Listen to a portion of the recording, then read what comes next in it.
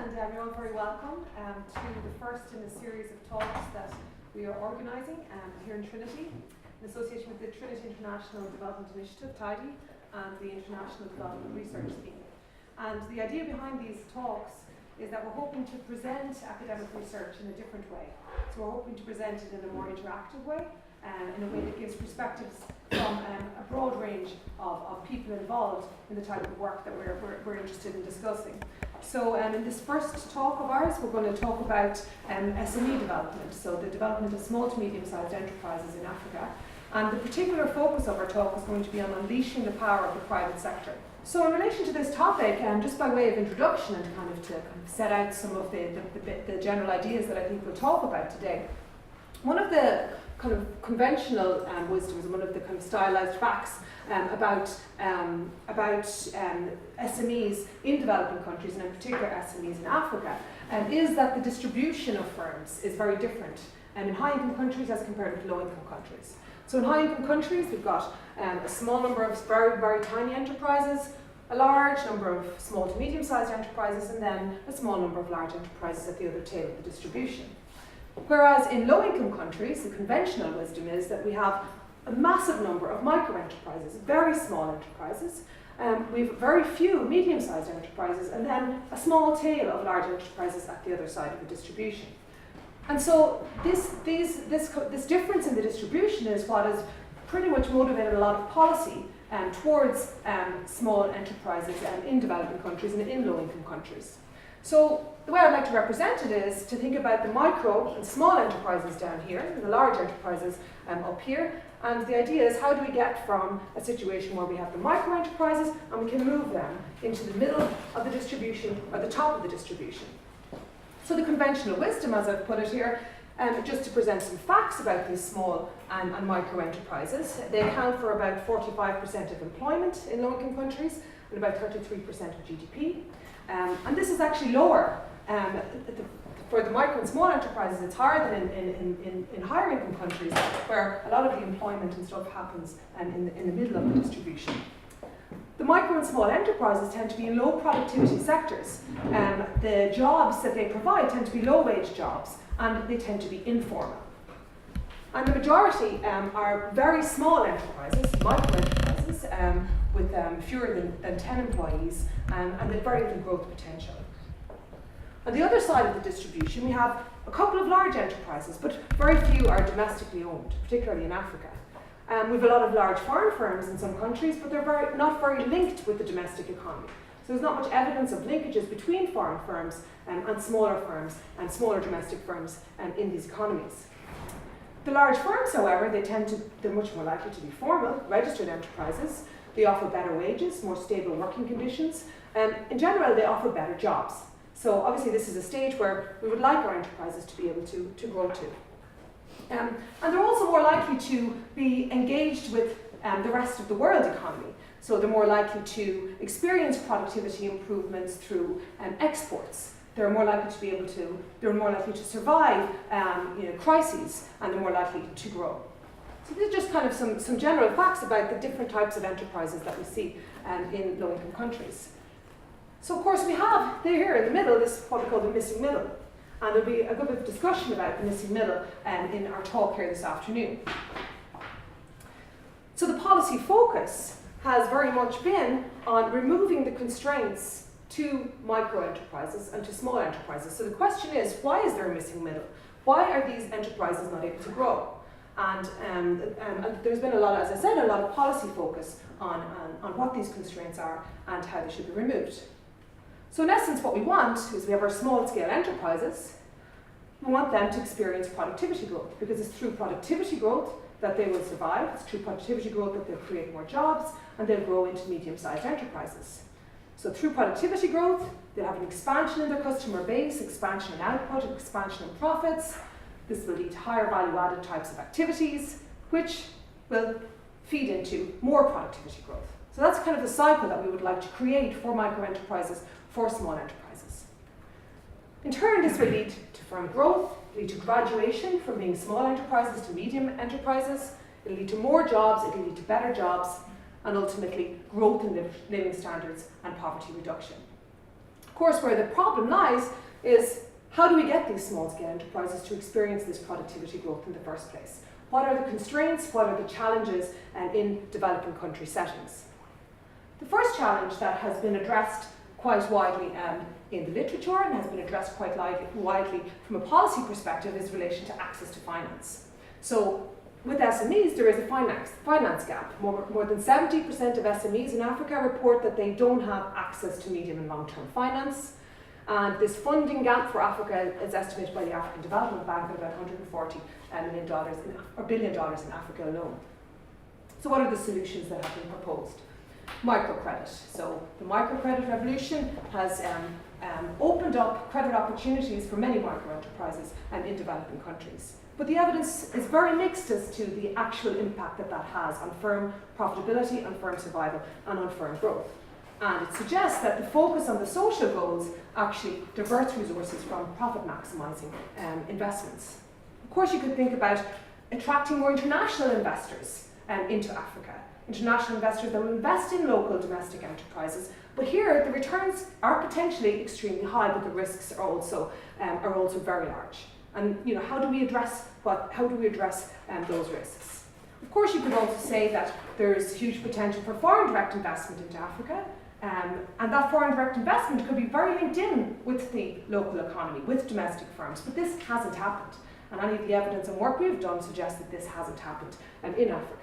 And then there's impact investing, social or environmental, where they're trying to achieve social and environmental impact alongside a financial return. And here I just have one example of an impact investing company called Acumen. And what Acumen do is they provide capital for firms that have a social, that are going to make a social contribution, but also have the possibility to be profit maximising. And here I have an example of Gadco Cooperative, a cooperative in Ghana that Acumen invested in. The challenge that they faced in this case was that Ghana currently imports 70% of its rice, while the smallholder farmers are forced to take really low market prices and suffer in terms of access to markets, access to agricultural inputs, access to markets for their output, access to capital, and so that's kind of the challenge that Acumen identified. And the innovation in terms of the investment that was made is that they created a modern hub farm that initially focused on rice production and then focused on providing services to smallholder farms to link them better in with the market, to provide them with the resources that they need in order to improve their access to markets and output. So that's kind of an example of kind of an alternative type of approach to financing small to medium-sized enterprises and micro-enterprises in these settings. The second challenge I want to mention is the challenge of access to markets in itself.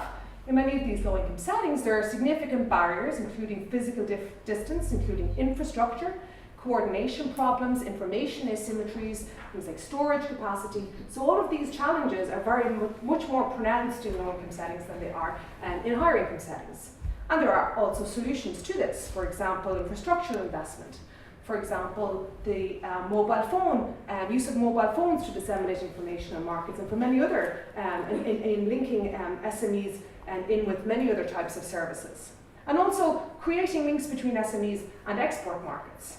And here is the example of Traidlinks, which we'll hear Paddy Maguinness talk about a little later on. And this started out as creating a food brand called the Heart of Africa food brand, which was used to facilitate African producers to sell goods onto the Irish market. Okay, and we'll hear a lot more about their work a little later. The third challenge you could think about is skills and capabilities. So do managers of these micro-enterprises, these small enterprises, actually have the skill sets in order to manage bigger enterprises? Do they have the skills that they need to hire more employees and manage export markets and manage producing more output? Some of the field work that's been done on this and in developing countries suggests that entrepreneurship and management training does work in certain settings. So there may be a skills gap here that can improve outcomes for small firms. There is also mixed evidence. It doesn't always work. So it depends on the type of training that you give, depends on the context, and depends on all of these other things. And this is where we do need more research to look into these things. There's also the possibility of using incubators, which is something that's been very successful in higher income countries and also has been very successful in Asia along their development path. An example of an incubator network that I take from Ghana also is an incubator called Busy Internet. So basically it's an incubator where small enterprises and micro enterprises that don't have access to these types of services, don't have the skills necessary to use these types of services can come into an incubator type of setting, and for a small fee they get all of these services delivered to them. And also, of course, on the idea of skills and capabilities, a key aspect here might be fostering supply chain linkages. So if we could get small to medium-sized enterprises linked in with foreign firms, large foreign multinational firms, there's huge potential here for learning spillovers. There's also huge potential for learning by exporting. And you know, this is not happening in Africa at the moment. There's another huge challenge which we will hear more about a little later on in the talk, which is the challenge of informality. So there is often a very high cost to firms of becoming formal. They pay higher taxes, they have to abide by more government regulations, and informal firms are less likely to enter supply chain contracts with foreign multinationals, they are less likely to export, and they're less likely to engage in business networks. So the challenge of helping small firms become formal is maybe something else that needs to be addressed or could be addressed. And there are many other challenges. There are different risks in low-income settings that we don't face in the rest of the world. Conflict, corruption, weather-related disasters. And maybe we should think about the potential for private investors to underwrite these risks, part of their corporate social responsibility, for example, or even perhaps if there's a role for donors here. There's also demand-side challenges. In many of these settings, there's just simply a greater demand for imported goods. And a lot of this is to do with the signalling of quality of domestically produced goods as compared to imported goods. So this is just kind of really to just give an overview of all of the various challenges that are facing micro and small enterprises. And these are the challenges that perhaps are preventing them from graduating to medium-sized enterprises. If you notice that, Carol, she mentioned a lot about the small and medium-scale enterprises being constrained. And that's why we do not see a movement towards the middle. What I'm going to do here is challenge that view a little bit by saying that it may be the larger firms that are constrained and not the smaller firms. So the reason why we are not seeing middle-sized companies and large companies is basically because it cannot pay to become a large firm. I know that challenges a lot of both NGO work and so forth, and it's recently, or very new research that actually tends to signal that this is the case, also in Africa. But let's think about these issues a little bit more. Also the informality, if we think about that a little bit more and go into the detailed research about it, a lot of people, researchers, they focus on informality and mention that this is one-dimensional. You have an informal firm and it has to become formal. The research I've been doing for almost 10 years now shows that we have different types of informality, a lot of different types. And the theories about how we transition informal firms into formal ones, they depend on the type of informality that we are facing. And we are facing very different types of informality in Asia and Latin America compared to Africa.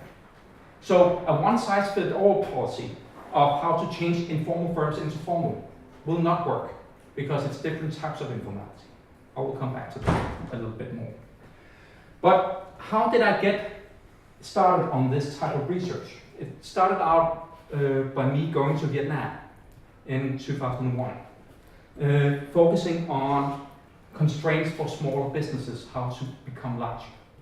But it soon became apparent that the business environment in Vietnam was not constraining small firms that much. It was actually a very vibrant community for smaller businesses. They had fairly cheap access to credit, for example. Smaller firms, micro firms, not needing so much capital to start up businesses, they could get cheaper informal loans than they could get from the formal settings.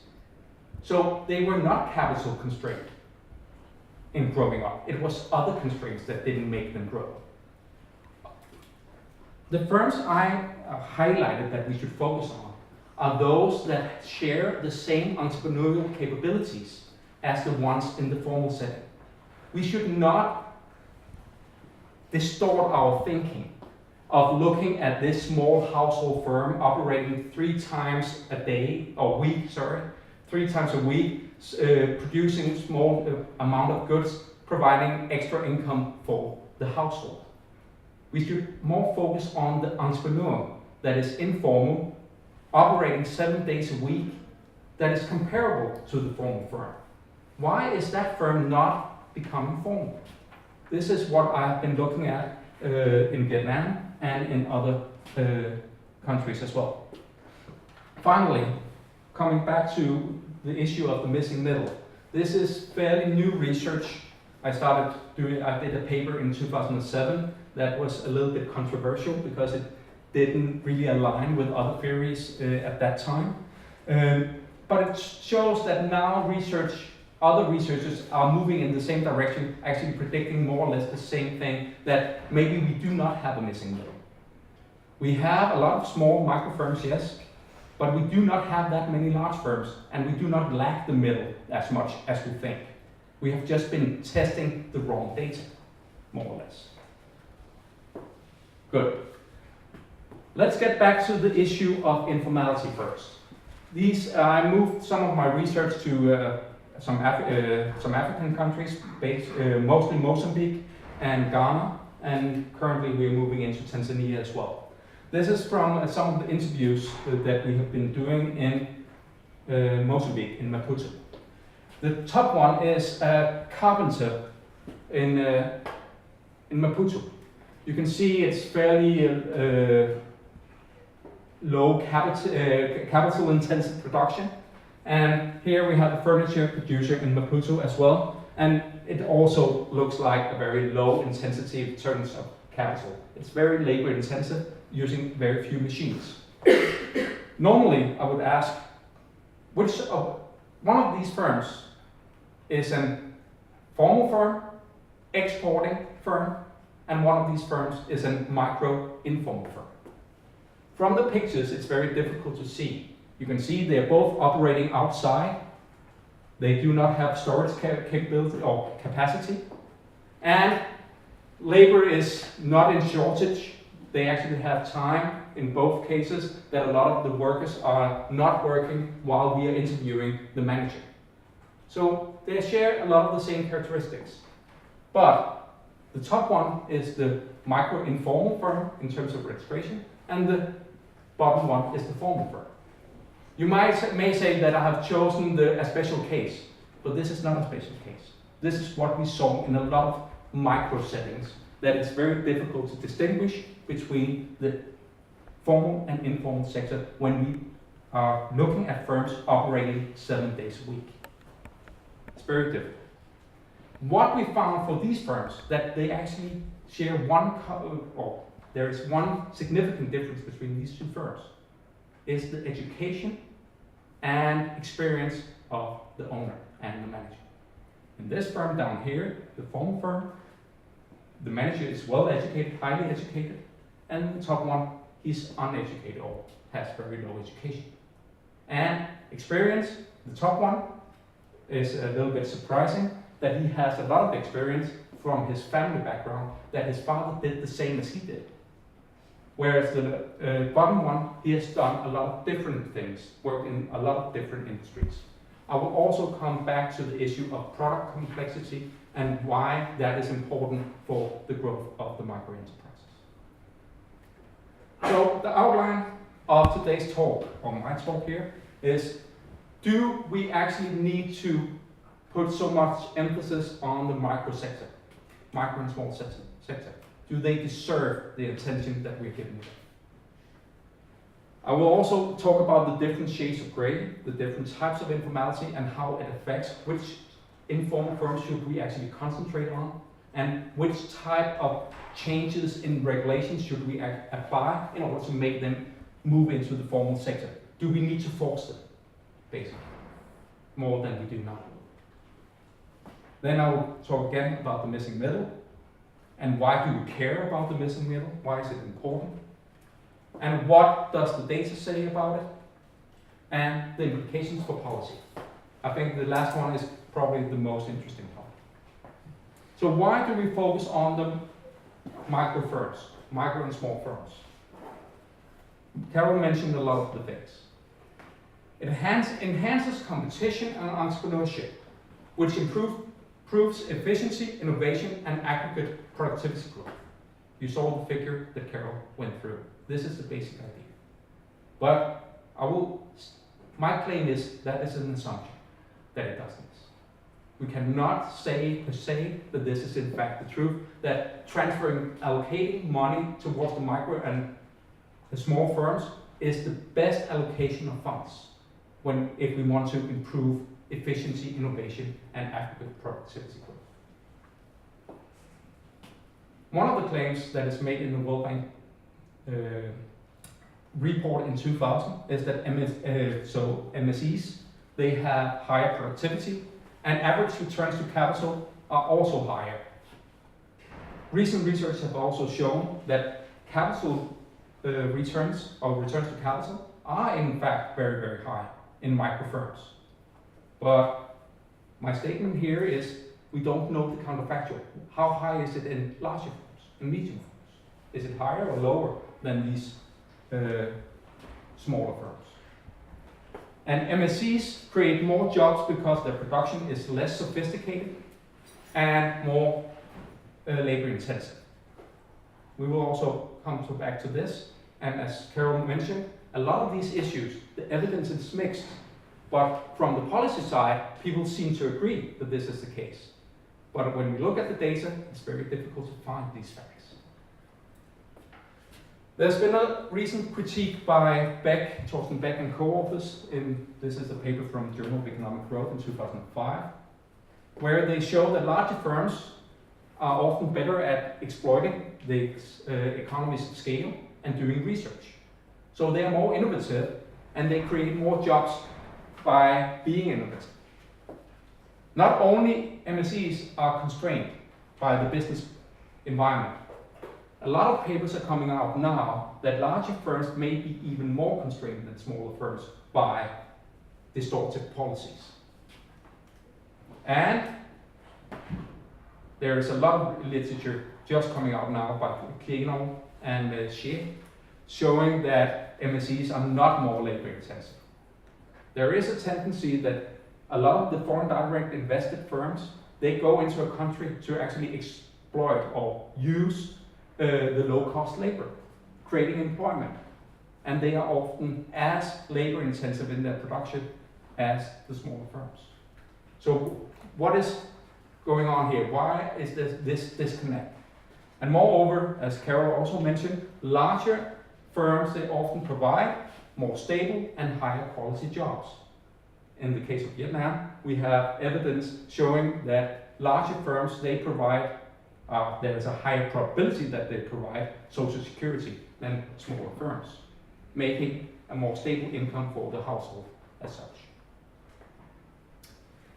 There has been a lot of data on this. We have an enormous amount of work trying to identify the constraints for the smaller firms.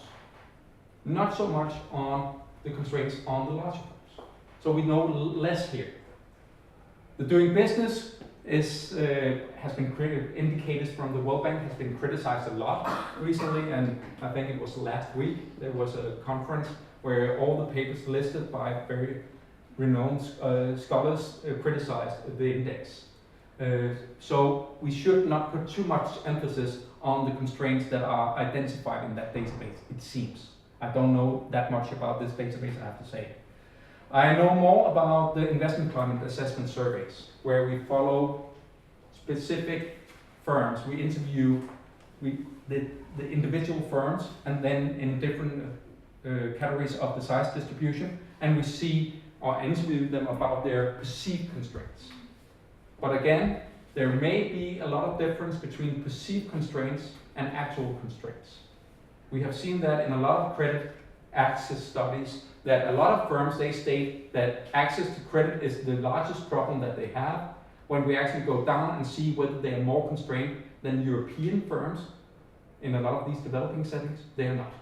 They have actually as much access to finance as a lot of the European firms. Then we have larger scale SME initiatives. I will not go into that detail about this. There's a credit initiative on focusing on financing constraints at Harvard as one of the main problems for the lack of graduation into medium status. And then a lot of people, they do not mention this one, and that is the formality registration initiatives by informal firms, that just by providing information about the benefits of formalization, a lot of firms in the informal sector decides to move into the formal sector. It's actually information asymmetries that is driving or keeping firms in informality, the type of firms that we would like to move into formality. This is fairly new research and ongoing, so it's only preliminary results. Let's move to another type of informality, because I will also distinguish between what is informal, legal informality, and what I call illegal informality. Here is a small formal manufacturing enterprise in Takoradi in Ghana. It is a formal firm, it uses formal employment, but it gets all of its intermediate inputs from informal firms not paying taxes. So they are actually not able to pay taxes of the intermediate inputs that they buy, because the firms that they buy from are not registered. It's a special kind of system they have. But this is one type of informality. Then you have another type of informality, that the firm is registered, but it hires only informal employees. What happens in the data when we have that type of firm? It will be registered in the data as a one-person company, even though it has maybe 80 employees, because all the 80 employees are informal. Have we seen that? Yes, we have seen that in Vietnam. We have seen informal firms or formal firms with informal employees with over 100 employees. So it's relatively common, at least in the Asian sector. As we saw before, the informal sector is huge. Estimates vary, I have to say, but its size critically depends on how we define informality. And the UN has a summary statistic where they just take the numbers from different surveys, do not look at which type of informality we are considering, and then just stating that the informal sector contributes to 30% of total GDP. But if you dig into the numbers, most of these firms are not informal by registration. They are informal because they hire informal workers. Not because they are informal in terms of registration, they are actually paying taxes. So there are differences, and we need to correct our research to fit these differences.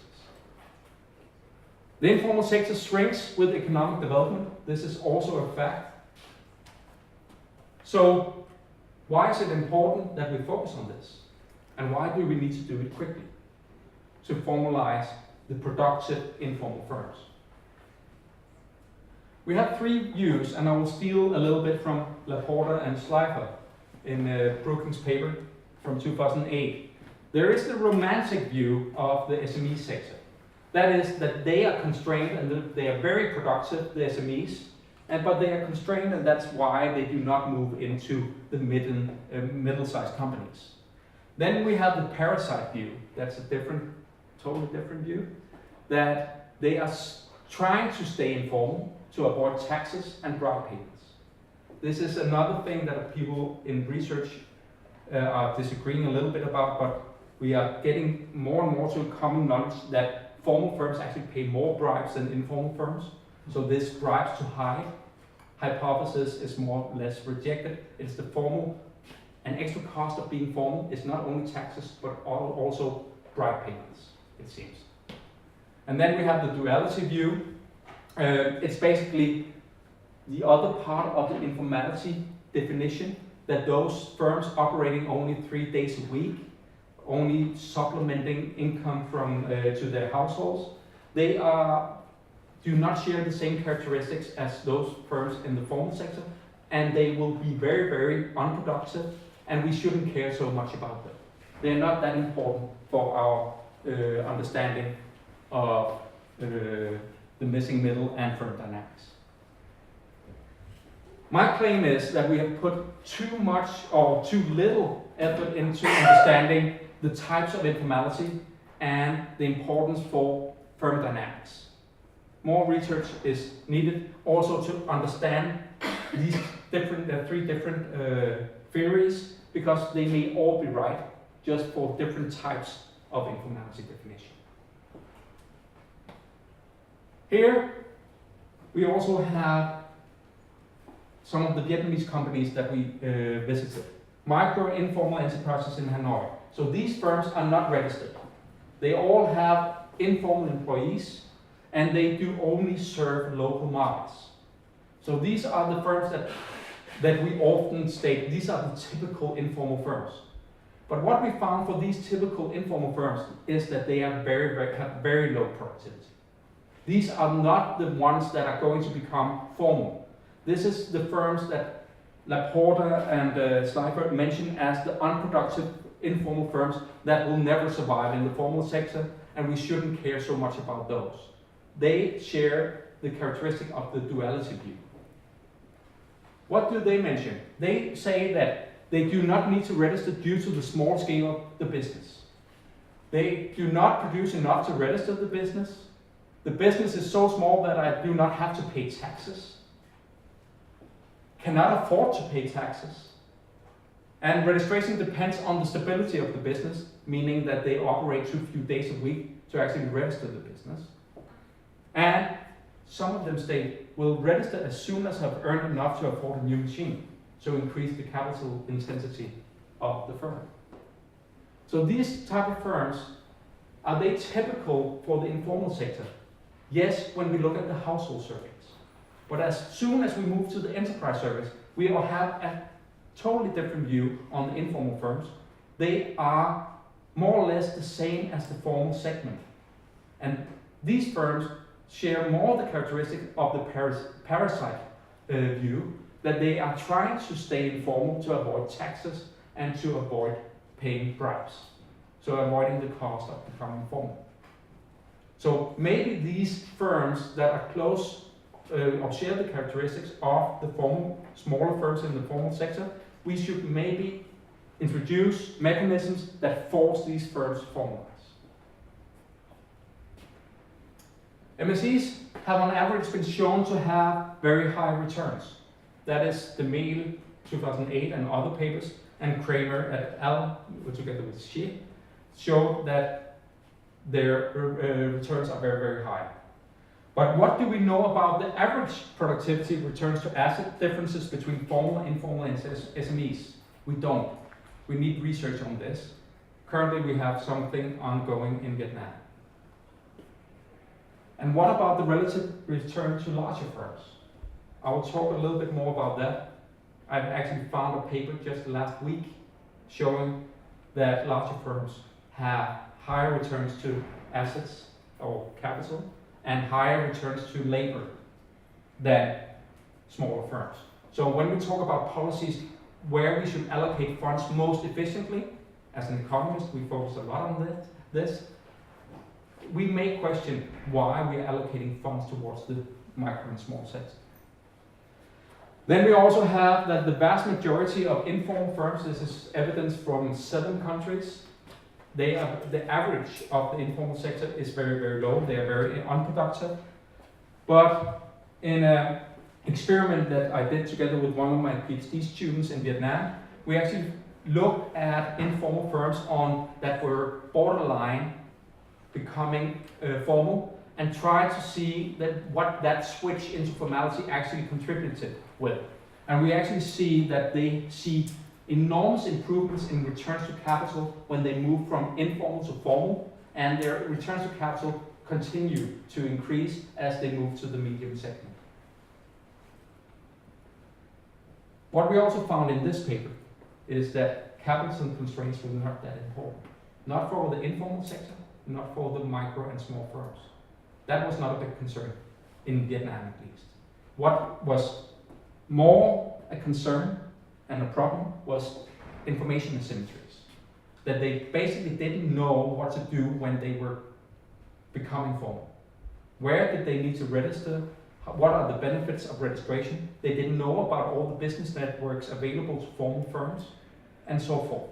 And especially one thing turned out to be very significant is that they didn't know the ability to get public sector contracts increased enormously by becoming formal, even for the smaller segment of firms.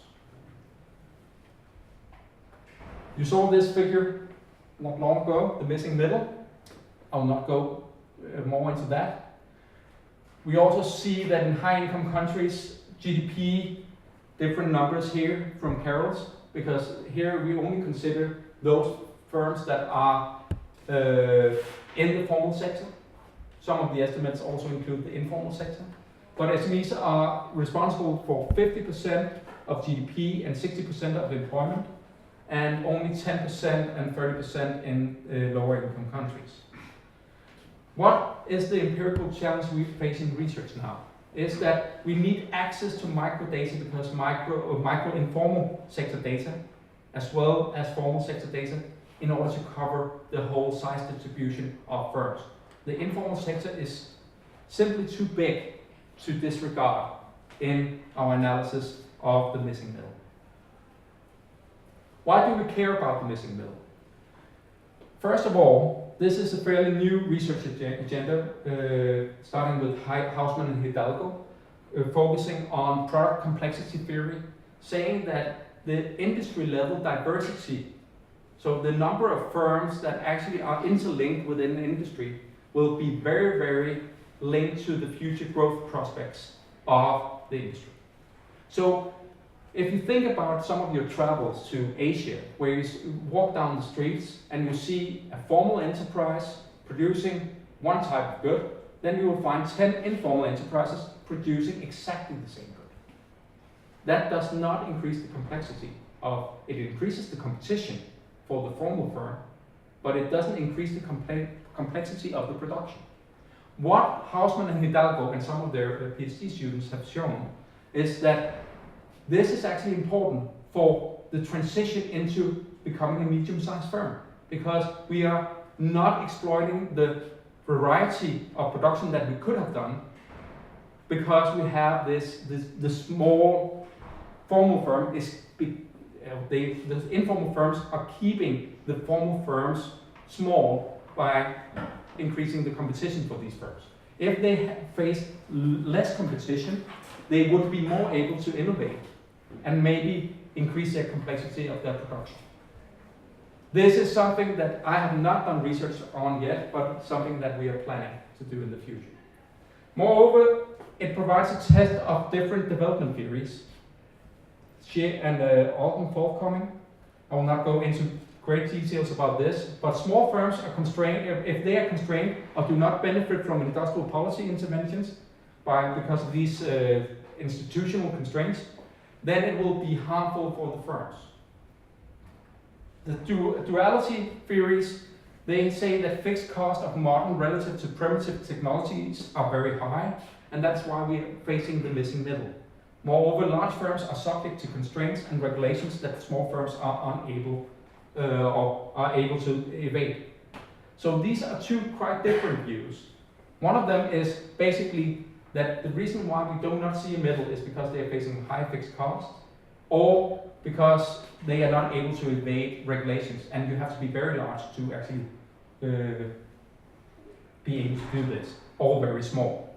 And the top one is the typical constraints view that Carol talked about. What does the data say?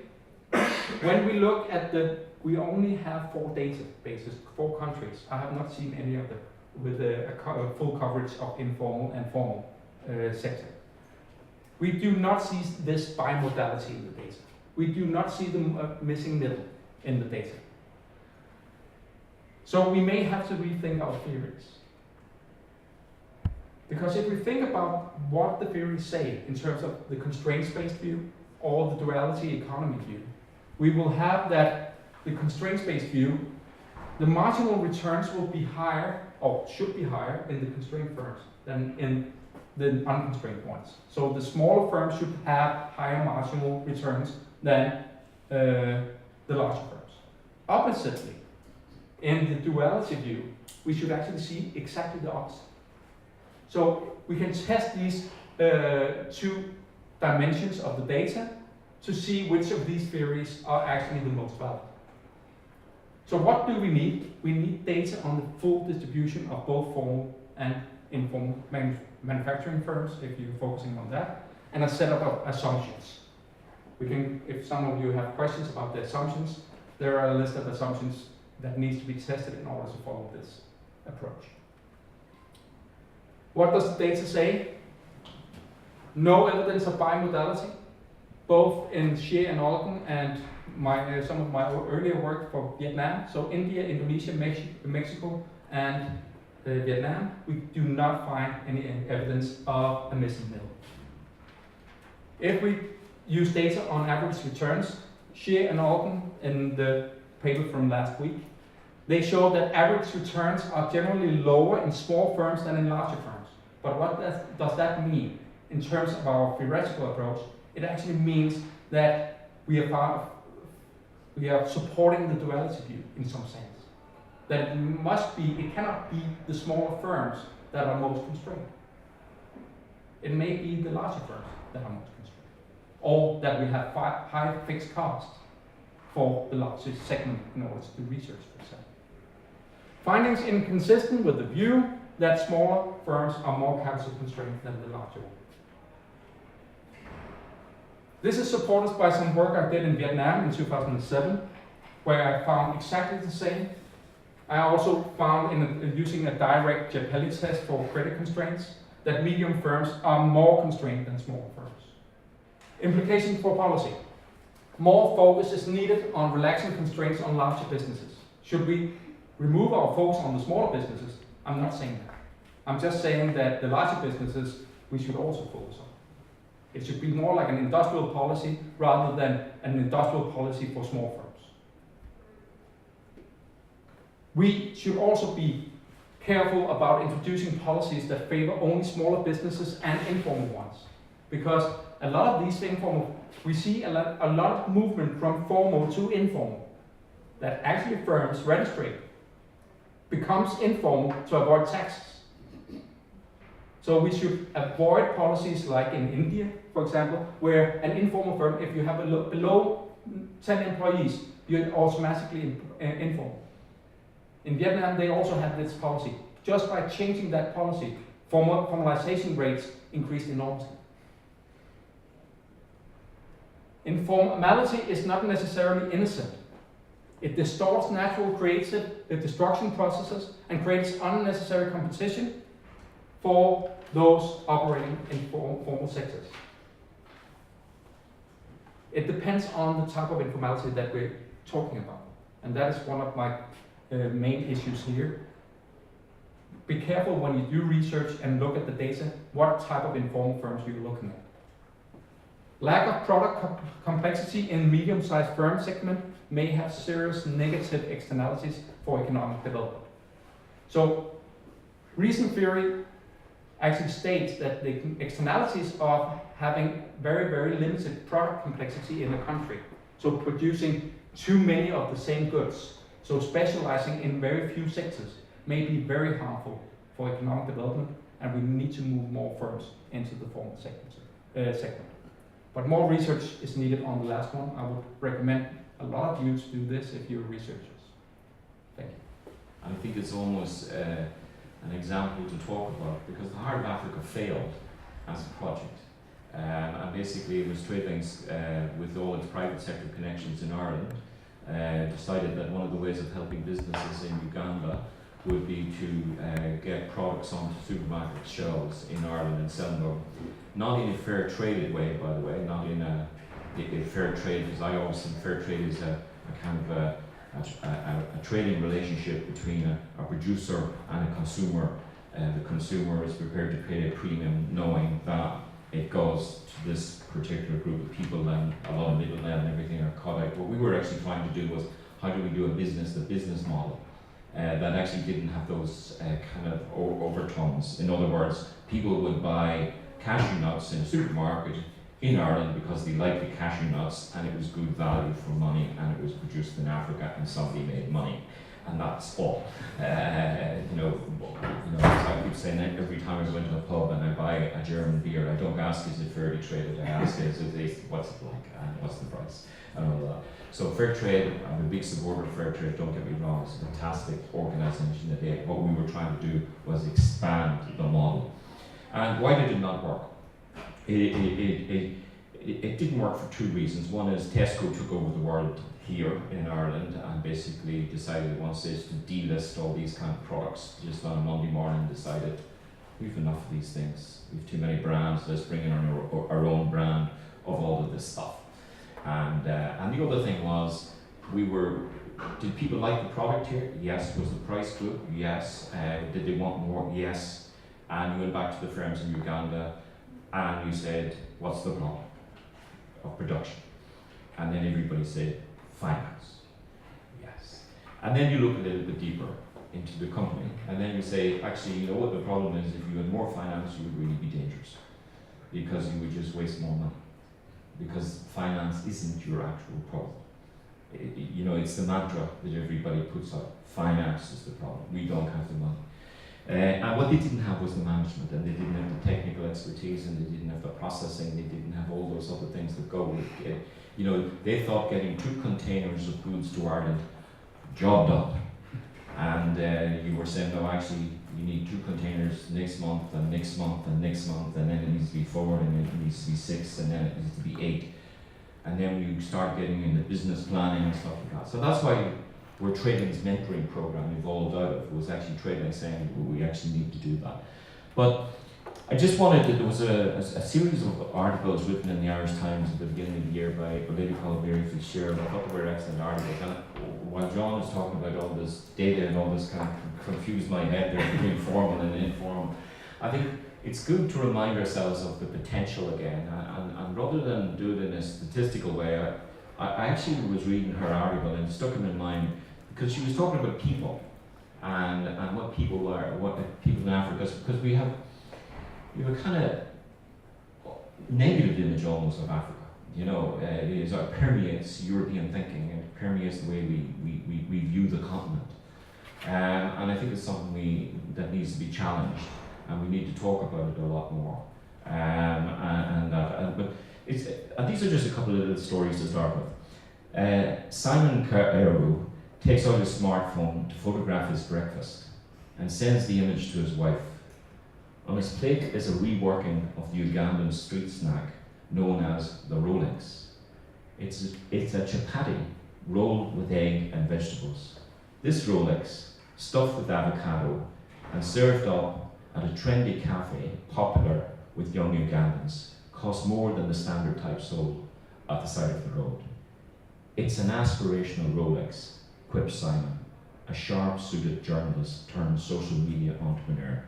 A Traidlinks for the middle classes in Uganda. That's not an image you kind of get back here of Uganda, Then across town in a more ramshackle part of the city, Faisal is also beginning his working day.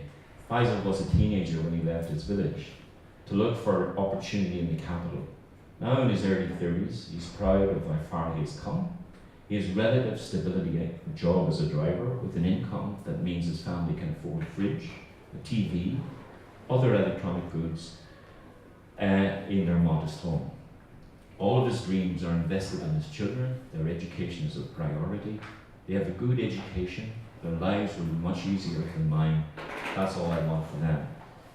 And they kind of form a band of people in Uganda. And I'll just finish with this one. From somebody in Nairobi. I grew up in Nairobi suburb, not far from the Kibera slums. My dad was a businessman. My mum worked at the Central Bank of Kenya. In our 3-bedroom house, we had a TV, fridge, and electric cooker. I did not consider us rich. We weren't poor either. We were middle class. Most of our neighbours were in the same situation. Anybody who lives in Nairobi and other cities can see that something has been going on over the last decade. There's investment in infrastructure, free primary education, and improvement in health facilities. We are becoming more confident in ourselves. We are communicating with each other like never before, transferring money faster than before, thanks to mobile technology. I left Kenya 4 years ago to do a master's in cinematography in California. There wasn't much happening in film and TV in Kenya, but when I returned, I've been shooting TV series and pilots all year. The economy is booming, and there is much money in African television. The stories have also changed. Before I left Kenya, I used to do a lot of news and documentaries sponsored by international NGOs. Now I shoot drama, comedy, commercials that speak to new, growing middle class about the new, growing middle class. So I read that to you because to me this is where the potential is. This is the real potential of Africa. It's a young continent, young countries, young economies, and it's changing rapidly and it's changing dramatically. And I think truthfully the images that we have of Africa and the NGO's way of presenting Africa, and indeed the NGO's domination of some of the economies of African countries and the donors who dominate the economies of Africa have pushed and continue to push Africa in a particular direction. And I'm just thinking, at the minute I say that almost everybody that has a business in Uganda is wanting to become very informal at the moment, because with the missing money from donors last year, with the introduction of the law on homosexuality over the last couple of months, all the donors have frozen their funds, or cut their funds. The World Bank, the Danes, the Dutch, the Norwegians, the Swedes, all cutting their aid. And the Ugandan Revenue Authority has just sharpening up its knives, because the only source of money to keep the government going is in the formal sector of business and indeed NGOs. How do we get money out of those that have and are visible to us? So this is a very real issue, and people can become formal and then back to being informal. It's a very, very real issue.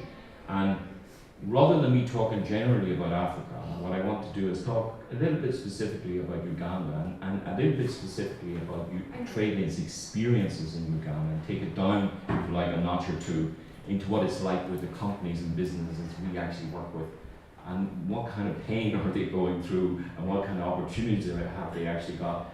There is no doubt, when we done the analysis, say, why are we taking these companies to sell cashew nuts in supermarkets when there are burgeoning markets on their doorstep? Africa is growing. There's markets in Sudan, there's markets in Congo, there's markets in Rwanda, there's markets in Somali.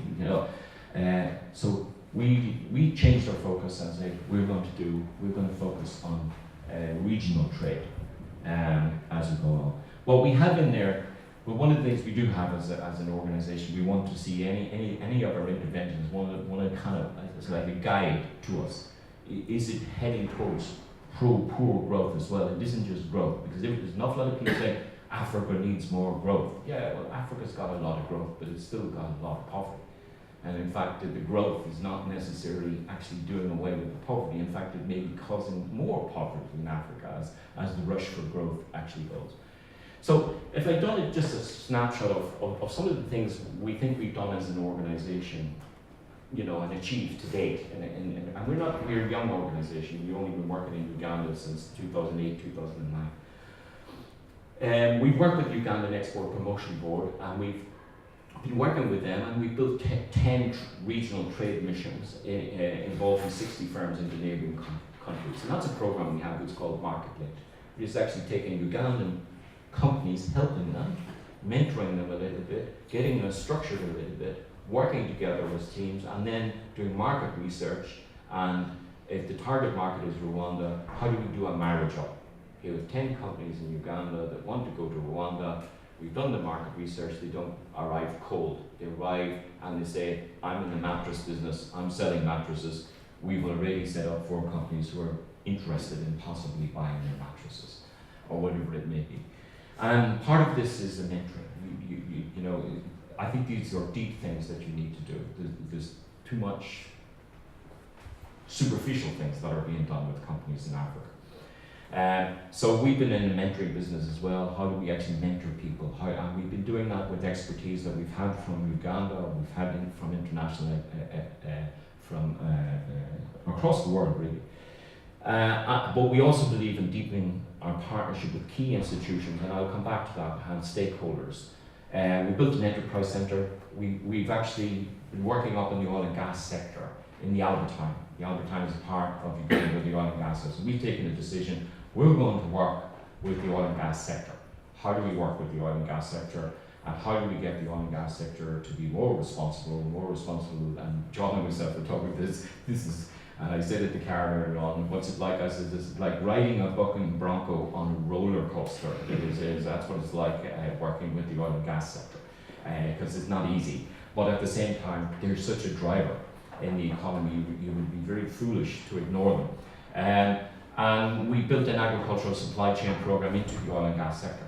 How do you get local farmers to actually supply actual products to make money in a commercial sense that actually feeds the oil and gas sector workers instead of them importing chicken from Brazil or wherever they might, or China, or wherever they might take it from.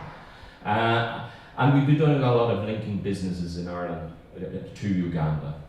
And I just put this at the beginning of a mindset shift, commercial approach, a leg up, not a hand up. And I'll come back to this because this is an embedded culture in a lot of organizations. And we've learned quite a bit. You know, and some of these are actually throwback to aid models. You know, there are a lot of organizations we work with. We work with cooperatives. Their first is what they want to know what we're going to give them. What are you going to give me? Are you going to give us seeds? Are you going to give us tools? And I'm kind of going, no, we're not actually going to give you anything. We're going to try and work with you and impart knowledge about business.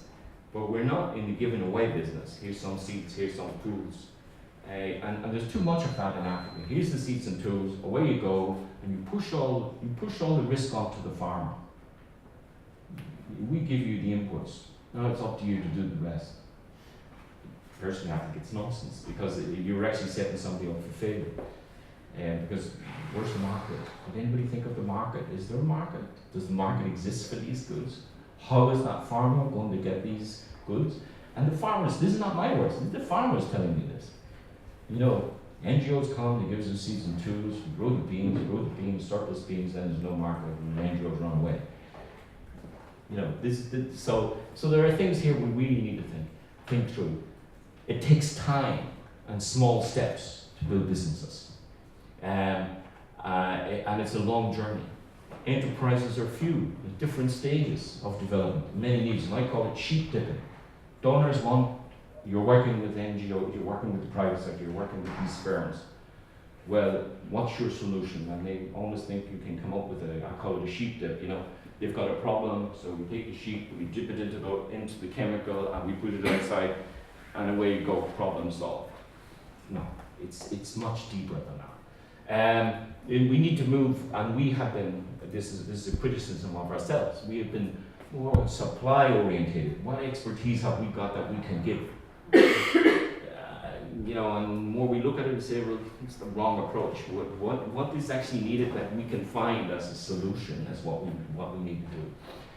And we also know you need to work at multiple levels. You can work at the firm level, and if you're not working at the firm level and other levels, then sometimes the things you do just get lost because there are other forces.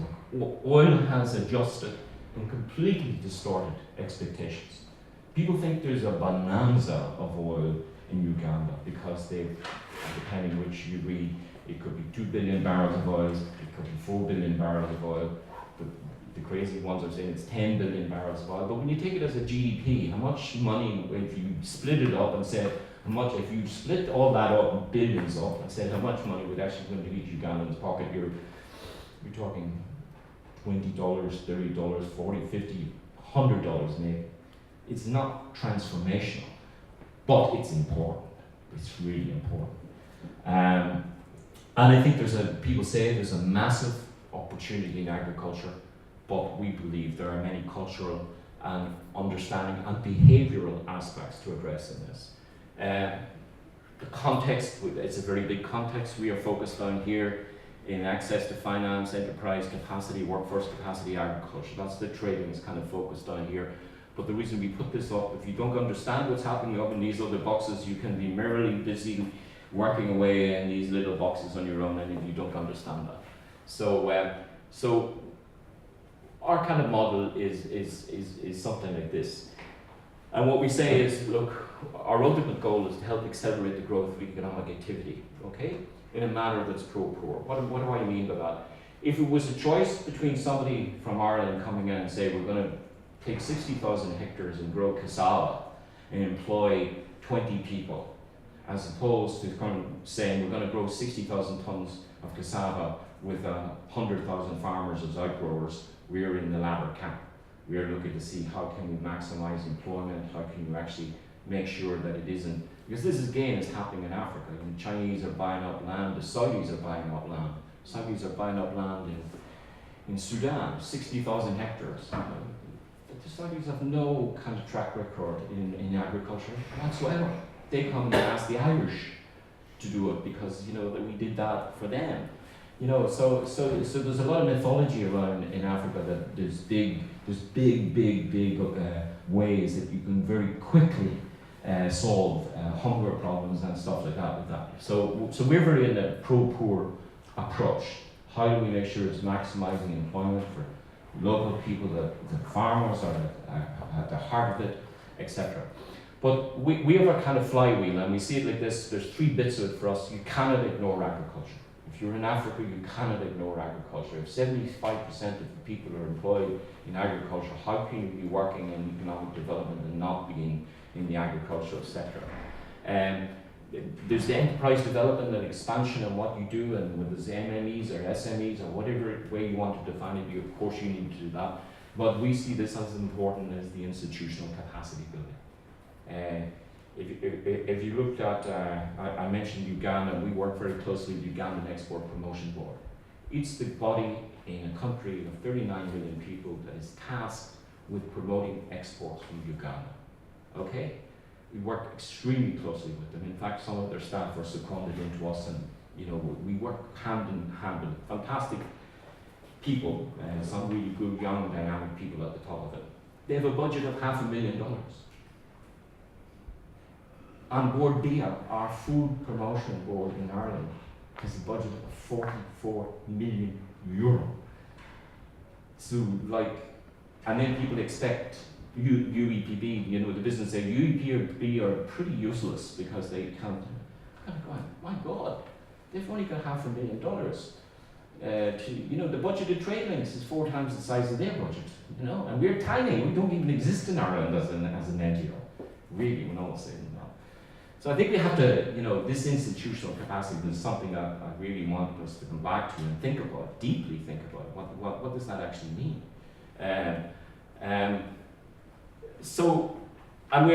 We see at the center of that, and we have aid there up at the top. In Uganda, aid is the finance kind of driver in the sense, that's where a lot of the money is coming from. Where's the cash come into the country?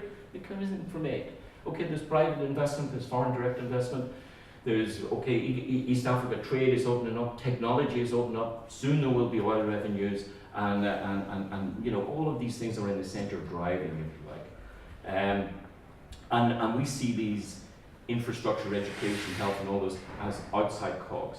Truthfully, if you looked at some of the models, all those cogs at the minute are in the center, and the outside bit is the economy. It's like, I was watching Newsnight the other night, and there was a guy on, an American policy guy, talking to Jeremy Paxman, and he was admitting that the Americans had spent $1 trillion in Afghanistan on a theory that actually was, if we build good governance, and we build democracy, and we build infrastructure, we will develop the economy. And that hasn't happened in any sense, and Paxman said, well, what would you have done different? He says, the other way around. We should have built the economy and got people jobs and create businesses.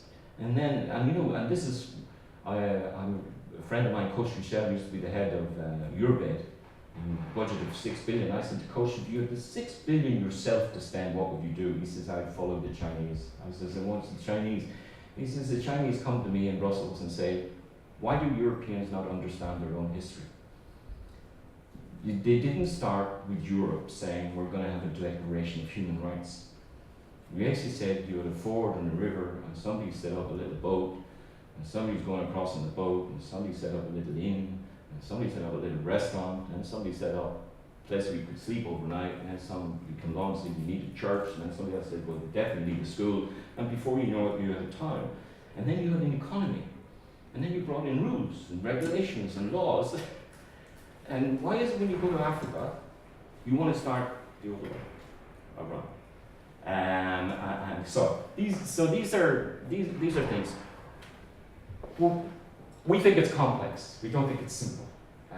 Whatever we're doing, and what we actually see, we have influencers here on one side. We have the individual enterprises that need change. There's leverage factors here, all trying to support trade and enterprise in Africa.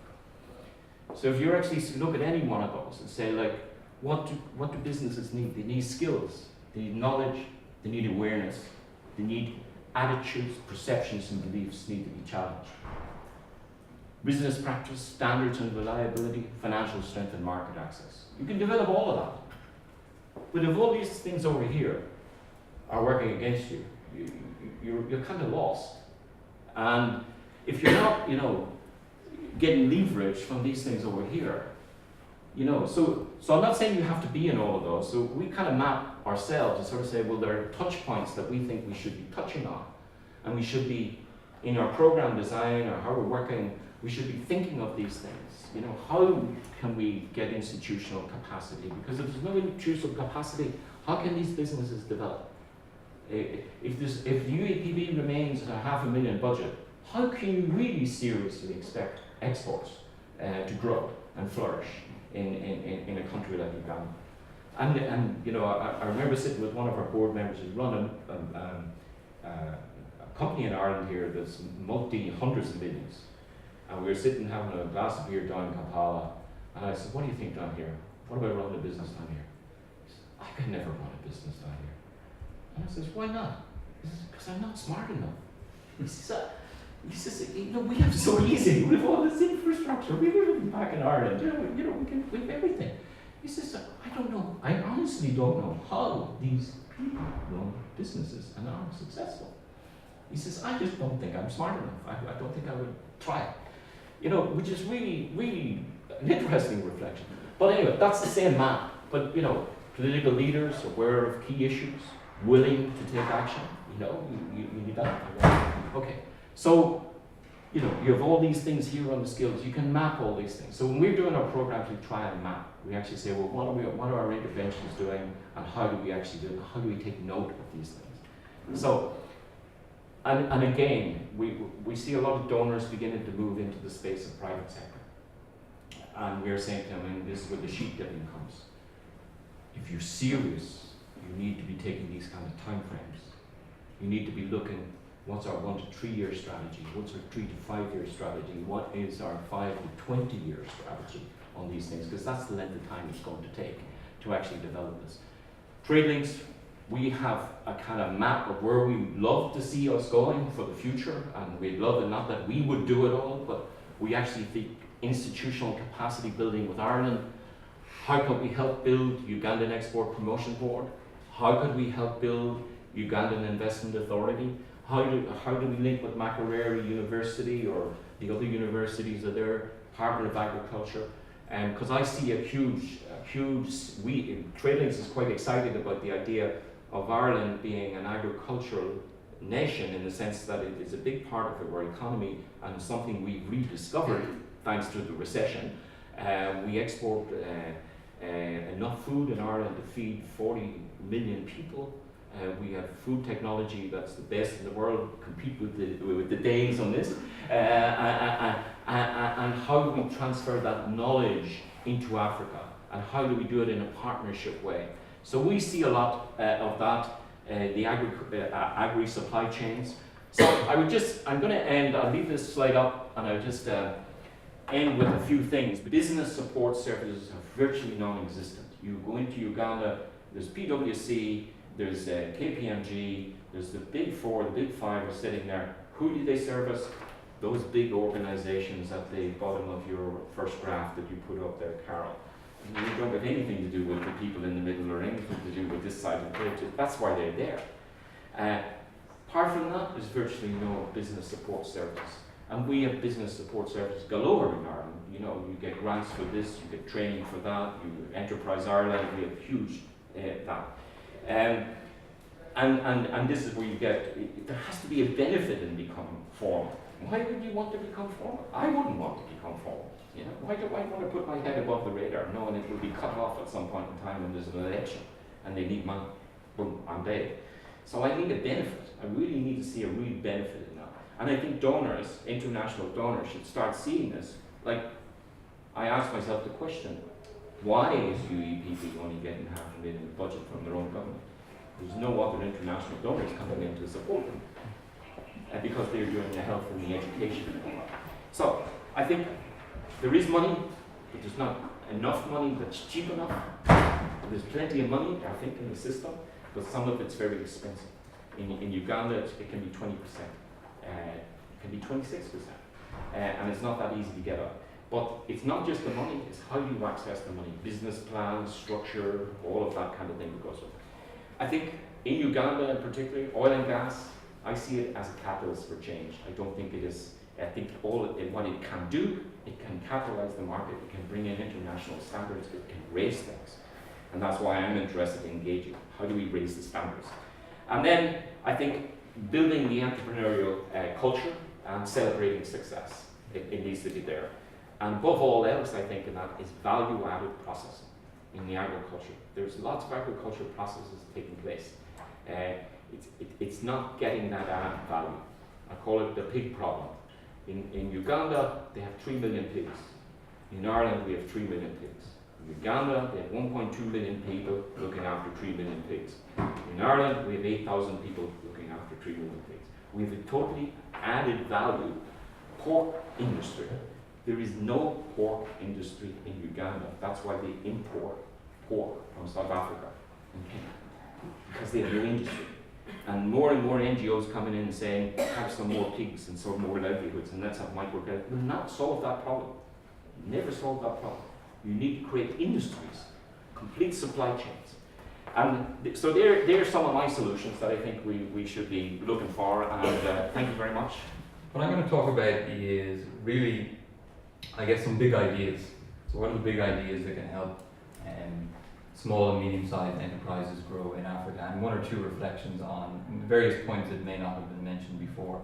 So I'm going to talk specifically about access to loans, a little bit about market access, and then I'm going to finish with a story that I think fits in very neatly with what both John and Paddy have been saying today, but I will wait for that to the end. So why is external access or access to external finance for a small enterprise so important? This has been mentioned, I guess, before, but if you're a medium-sized enterprise, your internal finance tends to be very small, and often there's cash flow issues, so it's very hard to invest in your future as a business. So having access to external finance, whether that is from a bank, and whether it's a formal bank or indeed an informal lender, is really important. What can you do when you get additional finance to invest in your business? Well, you can exploit new markets, you can enhance productivity, develop new products, and in challenging times you can stand still and survive, which is very important. So what about access to finance? This is a binary measure. This is asking firms right across the world, do they have access to a bank loan or not? And the orange lines are effectively African countries. So you can see here we've got the share of enterprises with a loan. So each firm is basically asked yes or no, do they have access to a formal loan or not? And you can see that by and large, African countries tend to have an average, as it happens, around 24% of firms have access to some formal loan. The average across the world, which includes many developing countries, including many African countries, is about 46 to 48%. Whereas you can see many developed countries are well up to 80% of firms have access to some formal loan. So you can see, the depth of the formal financial sector is relatively weak. Back in history, looking back to the 1980s, banking sectors typically were dominated by government-owned banks. They tended to be very lazy about trying to expand lending to firms. There was very restrictive regulation, for example, and there is what I've heard called as the 3-6-3-3 formation of traditional banking in Africa. That is, the bank will basically pay people who give money on deposit 3% interest in return. They will effectively take all that money, put it in government bonds, getting a 6% return, not bothering to lend it out, not basically playing the role of financial intermediation. Leave at 3 p.m. and go and do whatever they want, and leave everyone in line for 3 hours to access banking services. This was the traditional 1980s, 1990s view of banking in Africa. And thankfully that has changed. And Paddy has talked about the various different changes in the growth of the middle class in Africa. I think the change in the banking sector is at least a part and the answer to why that has happened. You can see here, this is a graph from 2000 to 2011. I want to just focus in on the blue line and the green line, bank deposits and private credit by deposit-taking banks. And you can see pretty much this cuts it off very nicely. So in and around 2004 and 2005, you can see that there's been a relatively strong growth, this being a percentage of GDP on the vertical axis. There's also been a huge expansion in bank branches across Africa. So this is really changing the face of, generally it's fairly densely populated areas. Banks don't go to extreme rural areas. But you can see this is data for Kenya, the number of bank branches in the entire country. Kenya is a hugely important country in Africa. It's the hub for East Africa. And you can see that in and around 2006 or so, there was really only 600 bank branches in the entire country. That's effectively doubled from 06 to 2010, 2011, which is a huge change. And you can see that both in urban and rural areas, there has been growth. So just what are the issues on first of all, the demand side. This is a nice graph here that tries to explain what's going on from a business perspective. So, do you have a loan or not? Well, in and around 23% of African firms say yes to that question. So there's 78% or so that say they do not have a loan. When they're asked do they apply or not, or in and around 23% again say that they have applied for a loan and been unsuccessful. But of the 77% that said they applied for a loan and didn't get access to it, what can we learn from further questions in these enterprise surveys from the World Bank?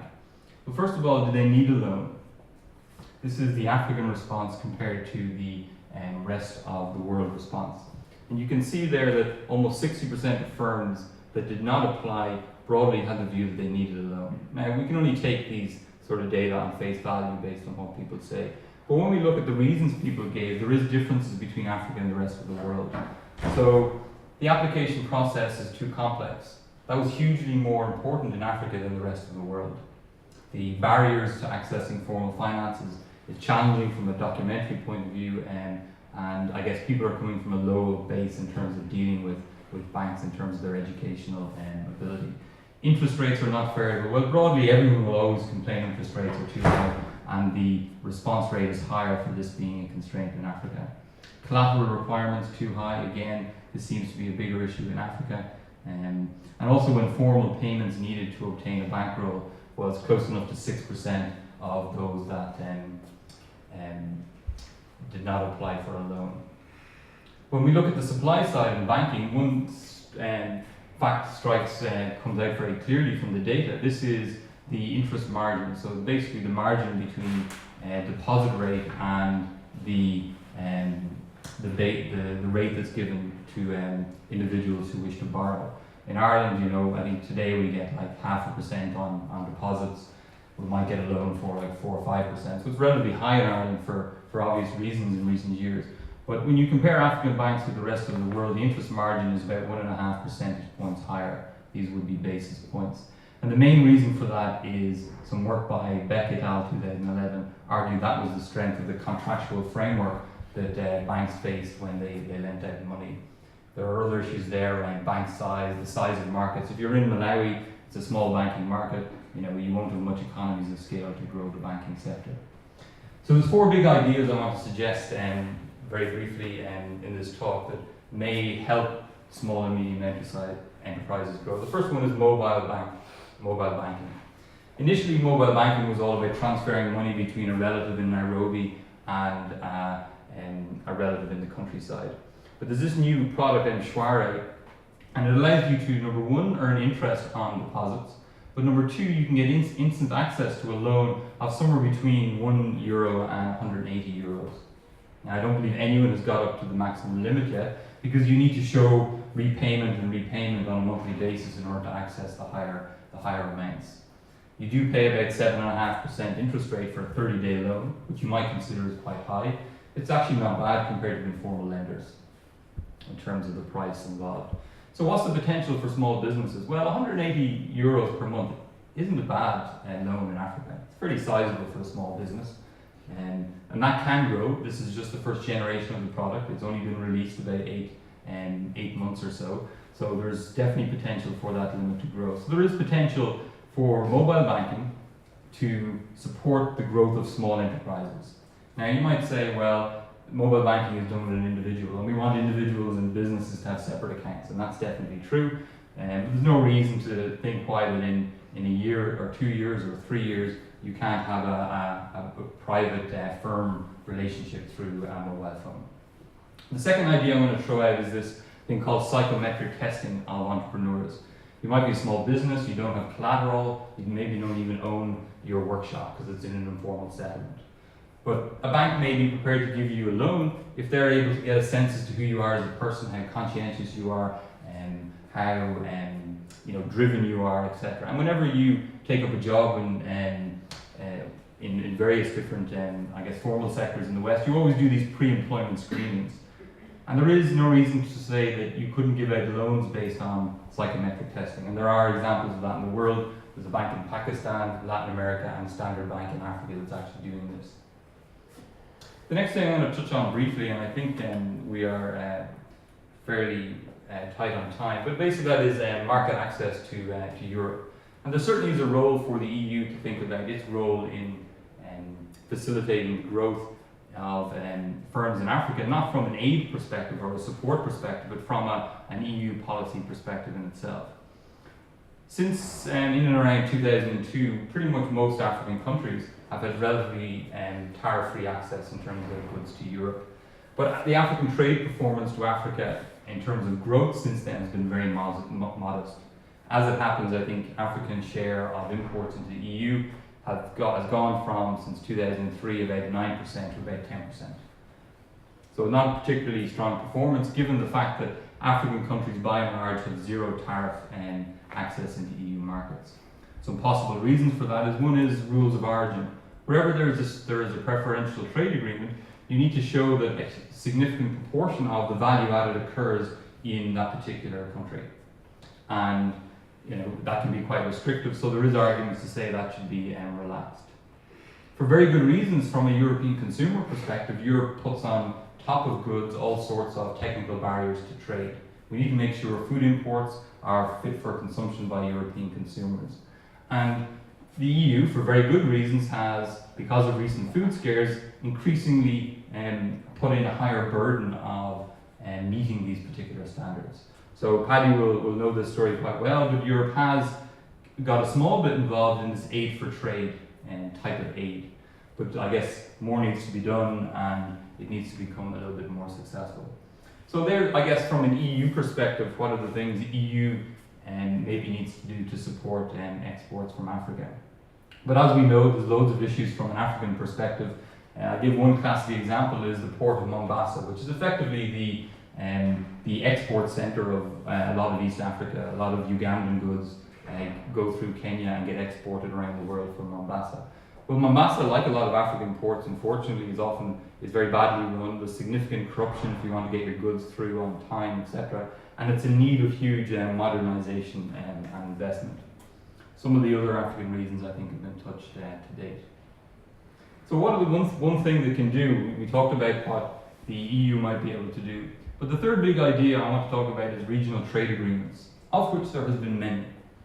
But there hasn't been many very meaningful trade agreements in Africa, where regions would come together and have what would have been, I guess, the precursor to EMU, a free trade agreement across Europe.